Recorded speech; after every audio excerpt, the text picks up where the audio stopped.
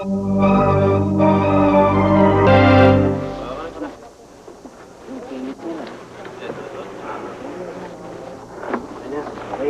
bahala na lang kayo, ha?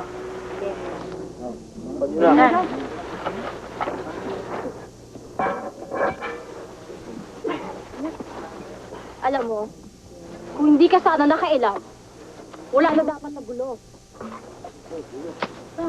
Hawak ko na si Milagro. Hawak mo nga, papatayin mo naman. Wala sa usapan yun. Pinipilit na sa akin agawin yung baret. Anong gusto mong gawin ko? Kailangan ko ipagtanggol ang sarili ko. Napakasinungaling mo. Luna.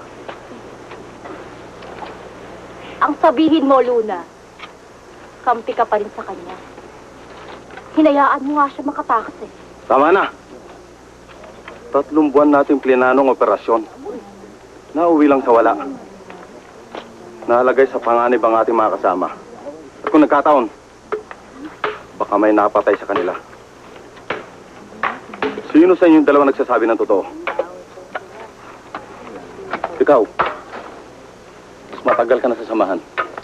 Elena, inaasahan kong magiging tapat ka sa akin. Totoo nga ba ang binibintang ni Luna?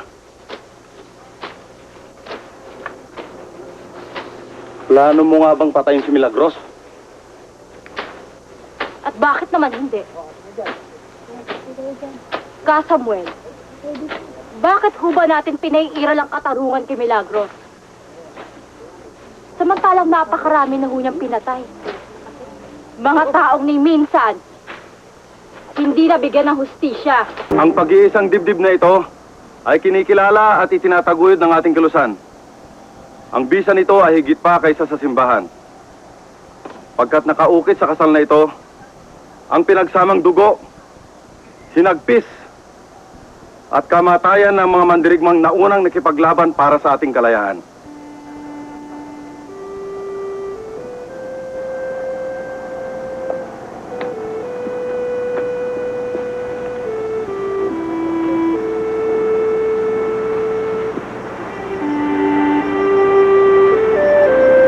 Pinagsama. Ang ating pag-ibig ay nakabatay sa paniniwalang maglingkod sa ating bayan. Tinatanggap mo ang iyong pag-ibig. Katwang mo ako sa paglilingkod sa bayan. Mabuhay ang bagong kasal! Mabuhay! Mabuhay ang bagong kasal! Mabuhay! Mabuhay ang revolusyon! Mabuhay! Mabuhay ang ating kalayaan! Mabuhay!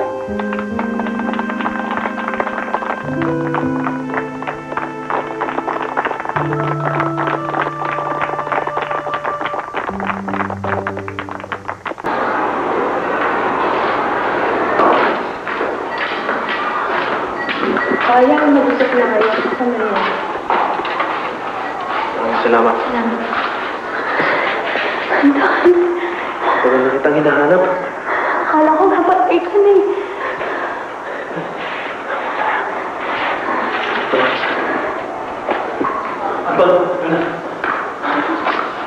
Siya nga pala nagdala sa akin dito. Paano? Sobra-sobra may utang na loob ko sa'yo. Maraming salamat. Wala yung maintindihan. Pero Anton, kailangan nyo nang umalis dito.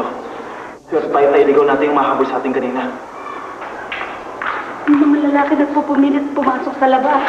Hinahanap si Luna. Anton, may daan sa likod ng kumpento. Saan mo sila tumakot? Bahala kami dito sila. Maraming salamat. Babawi na naman. Kung makalimutan mo, iligtas ka na. Huwag makita sa akin.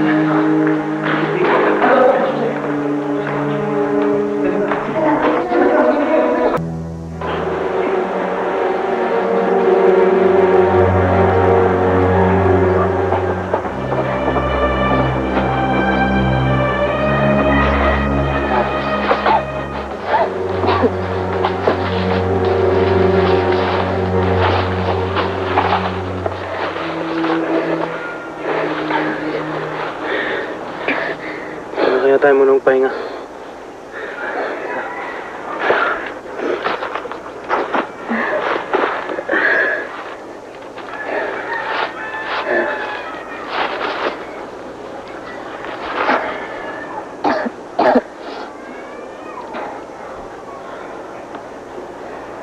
nahihiya na ako, Chef.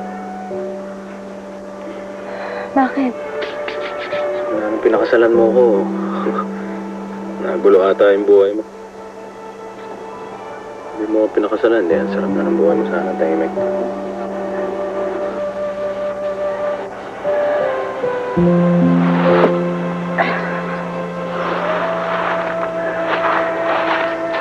Hindi lang naman tungkol sa ating dalawa to, Anton.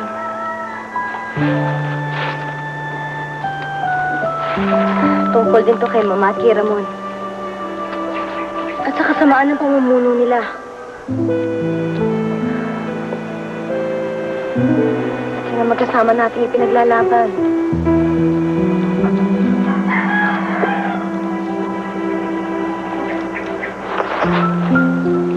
Hindi ka ba napapagod? Takbo tayo ng takbo. Takbo tayo ng tago. Nagsasawa ka na.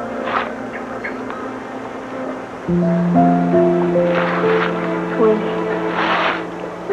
Tingnan mo nga yung mga mata ko. Nagkasawa ka bang nakikita? Mahal na mahal kita, Anton.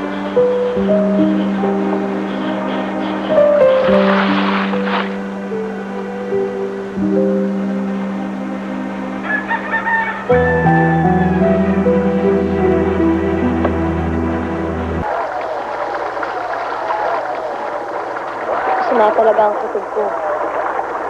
Lalo na ngayon wala na sa posisyon ng mama at mas makapangyarihan na si Ramon kaysa sa kanya. Sa akin lang naman kung pwede sana bumalik na lang ako sa bahay. Pero delikado.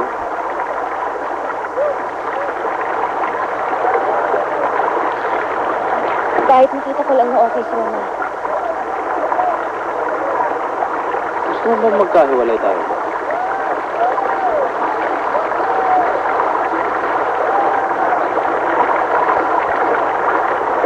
Sige, sige. Hingi ako ng tulong sa mga kasama natin. Mas mabuti ng pagpunta natin doon yung marami tayo.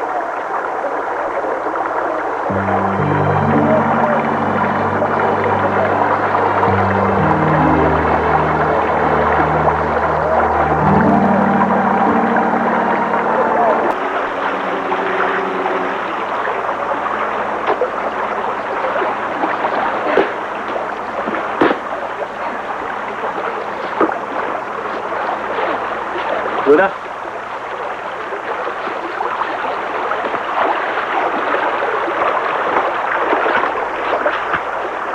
May balita ako galing sa asyenda.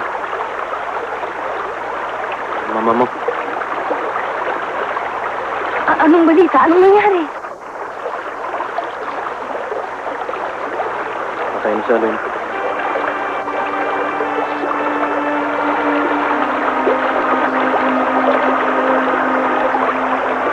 Punta ako. Hindi ko pwede gawin yun. Baka gawin nila yung rason para mahuli ka lang. Mag-ingat mo ako eh. Masyadong wardyado ang asyenda. Anton, ina ko yung namatay. Hayaan mo. Tutulong ako. Pilitin ko silang kumbinsin na pumunta sa asyenda. Para na makita mo yung ina mo. Salamat, Elena.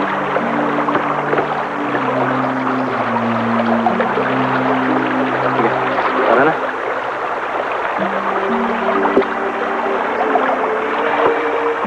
Sige.